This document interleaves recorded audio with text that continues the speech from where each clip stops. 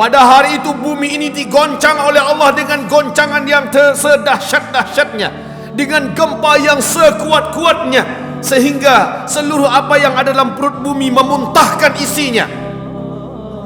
Tidak ada manusia yang bisa berdiri pada tempatnya, melainkan terjatuh. Wanita yang hamil langsung lahir saat itu melahirkan anaknya.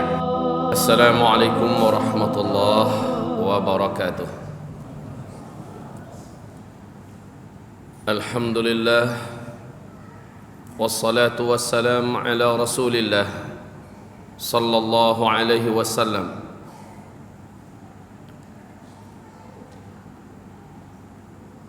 Qala Allah subhanahu wa ta'ala fi muhkami tanzilih ba'da al-'iyadhi billahi minasyaitanir rajim.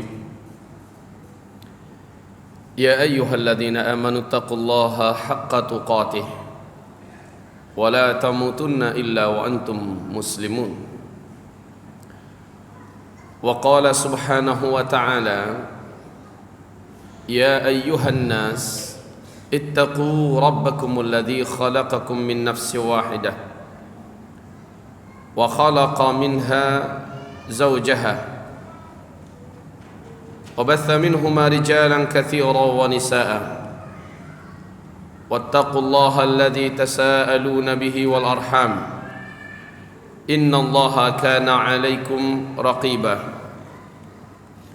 Wa qala ya ayyuhalladzina amanu taqullaha wa qulu qawlan sadida yuslih lakum a'malakum wa yaghfir lakum dhunubakum wa man yuti'illaha wa rasulahu faqad faza fawzan 'azima.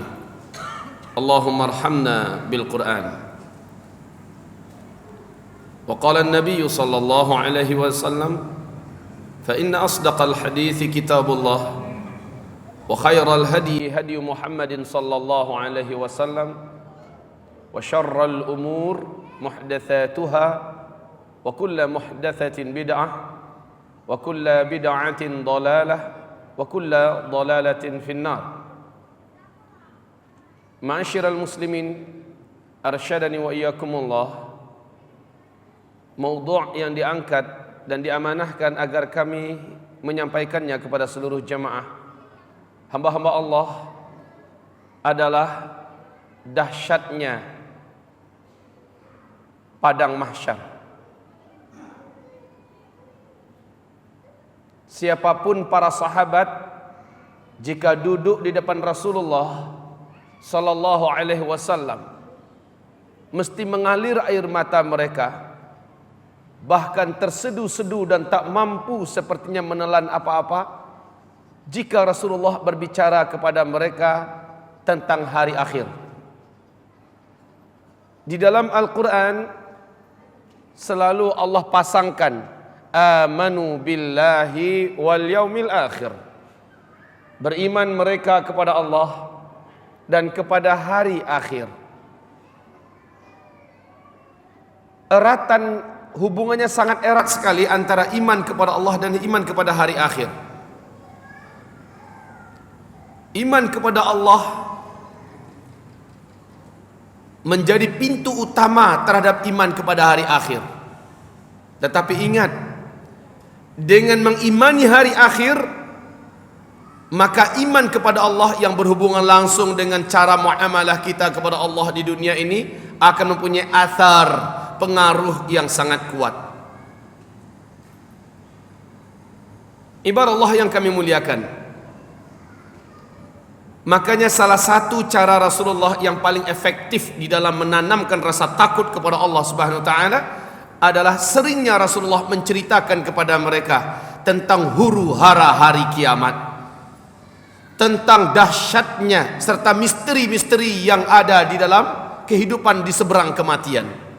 Dan itu adalah masa depan kita, ibadallah, masa depan seluruh makhluk yang hidup di bumi ini. Dunia ini yafnal baraya wa ya'til waqtu mukhtalifa liyukhrijad dahru tarikhan minar rimam. Kehidupan ini telah banyak menenggelamkan manusia. Tulang belulang telah berganti dari abad ke abad, dari zaman ke zaman. Maka kehidupan dunia ini ketika Nabiullah Nuh alaihi salam saat akan dicabut nyawanya oleh malaikat maut. Ditanya oleh malaikat maut, bagaimana wahai Nuh? Nuh berkata, demi Allah, selama hidup ini masih ada ujungnya, yaitu kematian, sesungguhnya kehidupan itu sangatlah singkat. Dan Allah menyebutkan kehidupan akhirat adalah kehidupan yang tidak ada kematian. Maka rentetan kisah yang pasti akan dihadapi oleh seluruh jin dan manusia di kehidupan berikutnya, Allah menceritakan dalam banyak surat, dalam banyak ayat, dengan berbagai macam model redaksi ilahi, akan membuat gentar dan gemetar siapapun yang di dalam hatinya ada iman kepada Allah Subhanahu wa ta'ala. Ma'asyiral muslimin yang kami muliakan, cerita tentang kehidupan masa depan yang pasti akan kita lalui ini dimulai dengan nafkhus sur al-awwal, tiupan sangkakala yang pertama. Dan pujian kepada Allah Bapak Ibu, Allah Subhanahu wa ta'ala tidak akan memberikan kiamat, kehancuran alam semesta itu kepada orang beriman. Rasulullah SAW bersabda, kiamat ini, kehancuran alam semesta ini hanya akan Allah datangkan kepada orang-orang yang tidak ada iman sama sekali dalam dada mereka. Seluruh manusia yang tersisa di muka bumi pada saat itu hanyalah kufar, hanya orang-orang kafir yang mereka tidak kenal Allah Subhanahu wa ta'ala sedikit pun saja. Orang-orang beriman, orang-orang Islam, walaupun setipis apapun iman dalam dadanya, diwafatkan oleh Allah Subhanahu wa ta'ala dengan kematian yang serentak sebagai tanda, salah satu di antara tanda besar kiamat yang ketujuh, yaitu bertiupnya angin lembut dari arah timur. Dalam hadis sahih Rasulullah mengatakan, angin ini akan membawa kematian secara serentak kepada orang yang kenal dengan Allah, yang beriman kepada Allah Subhanahu wa ta'ala. 1 atau 2 generasi setelah itu, kata Rasulullah, dari orang-orang kafir yang tidak kenal dengan Allah, merekalah yang akan menyaksikan kiamat raksasa, kehancuran alam semesta. Ibarat Allah yang kami muliakan, saat aku diutus, kata Rasul sallallahu alaihi wasallam, malaikat Israfil segera mendekatkan nafkhus ke mulutnya. Tiap saat matanya melirik ke arah arasy Allah menunggu aba-aba kapan ini ditiup.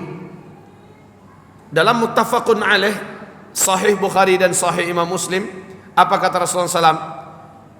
Baini wa bainas sa'ah kahataini. Jarak antaraku dengan kiamat seperti ini, kata Rasulullah. Lalu Rasul menjarangkan sedikit jarinya. Jarak antara aku dengan kiamat.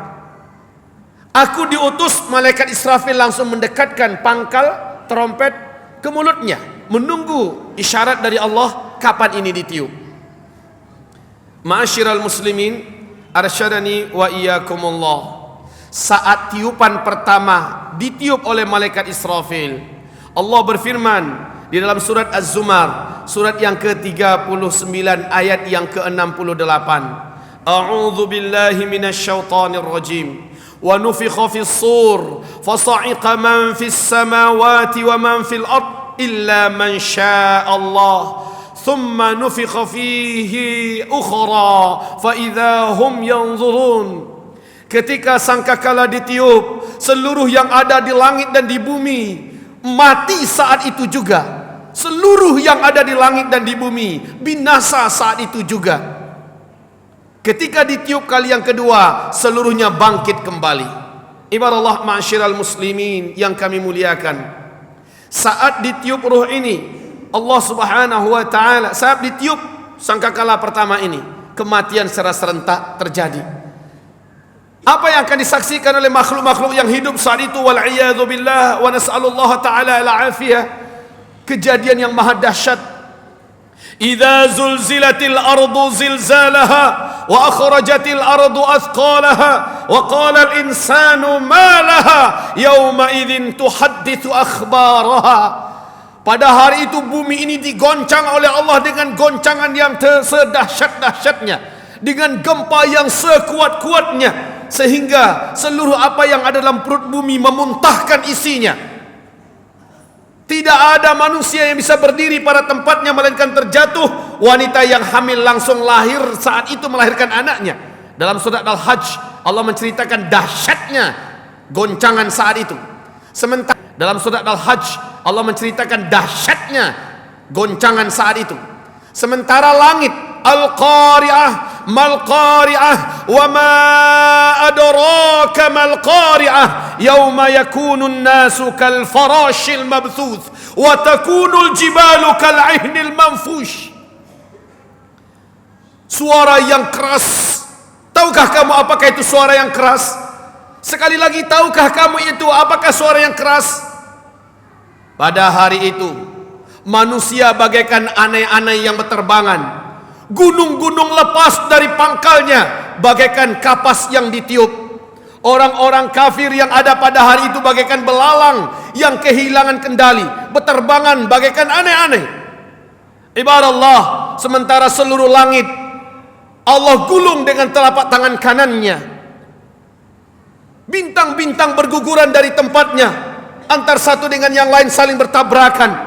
Sungguh pemandangan yang tidak layak disaksikan oleh makhluk hidup, dan ini hanya akan disaksikan oleh orang-orang kafir di akhir zaman. Anda juga bisa mengunjungi Facebook kami di facebook.com/amanahinsanmadani, atau bisa tonton kami di youtube.com/sahabatyamima, dan follow Twitter kami di twitter.com/sahabat_yamima. Sahabat Yamima, peduli dan memahami.